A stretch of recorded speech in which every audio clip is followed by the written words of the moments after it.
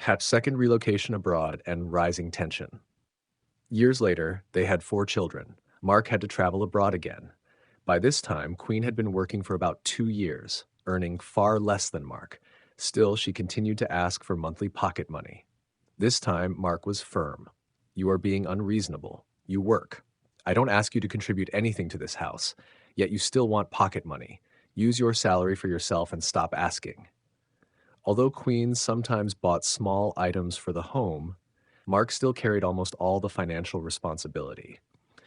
Before traveling, he renovated a house completely. New furniture, air conditioners, wardrobes, bedding, appliances, almost everything was replaced. He did this because he was leaving them behind. Before departing, he asked Queen to lend him money for the children's school fees and local travel expenses. She gave him the money. Later, when Mark asked how much he owed her, she mentioned an amount and immediately increased it. Mark didn't argue. You are my wife. Even if I pay you more than I borrowed, it's still within us. Family reunion abroad and the thank you incident. After a year abroad, Mark brought his family over. It wasn't easy. He borrowed money from his uncle. Agents demanded 6 months' rent up front. The payment was made just one day before the family arrived. It was one of the most stressful periods of his life. Once settled, the children started school. Mark found an emergency job for Queen and reminded her that her income would help him complete his tuition fees. One day after Queen gave him £1,000, she said calmly, "You didn't say thank you." Mark paused, then asked sharply, "Have I ever demanded thank you for all I've done since we married?" Queen replied softly, "Don't be angry. I just felt I should say it. People say thank you a lot here." Mark responded, "Then should I expect thank you every time I provide for this family?" Queen apologized and asked him to let it go. Financial conflict and breaking point. Life abroad changed everything. Queen now contributed financially. Mark's fears returned. He suspended his studies to avoid immigration risks. Later, he secured admission for Queen to study, allowing him to work full-time again. Eventually, he asked Queen to contribute to rent only. She agreed, but uneasily. Then, the old debt returned. Queen repeatedly claimed Mark still owed her money. Mark insisted he had paid what she had requested and asked her to forget it. She didn't. Mark finally exploded.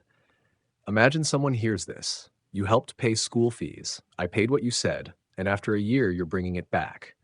He added, shouldn't you be proud you helped when your husband needed you? The tension deepened. When Mark asked her to transfer money for building materials back home, she delayed. When confronted, she said, yes, so you can go and borrow with interest. You don't like paying borrowed money. Mark snapped. You were a student for 5 years and didn't work for another 7 years. That's 12 years after our marriage. When exactly did you lend me money? Then he broke. Don't lend me anything. Transfer the money now. You've never contributed a single penny to this building, meant for us and our children. Is it because I've carried the burden alone for so long? Queen was stunned. I was planning to give you money for the project anyway. Mark didn't believe her. If that were true, you wouldn't have delayed. You're only saying this because you were caught. He walked away. Aftermath and shift in perspective. For the first time in 18 years, Mark called his father to complain. The man was shocked.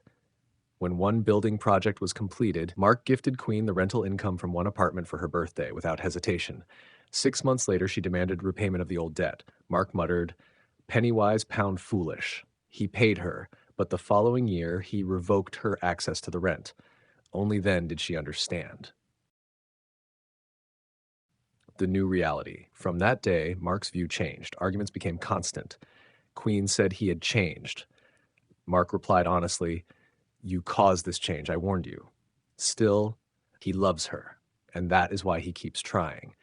Because marriage cannot survive when one person fights for me while the other carries we alone. So the question remains, can love survive without shared responsibility? And when does patience become self-betrayal?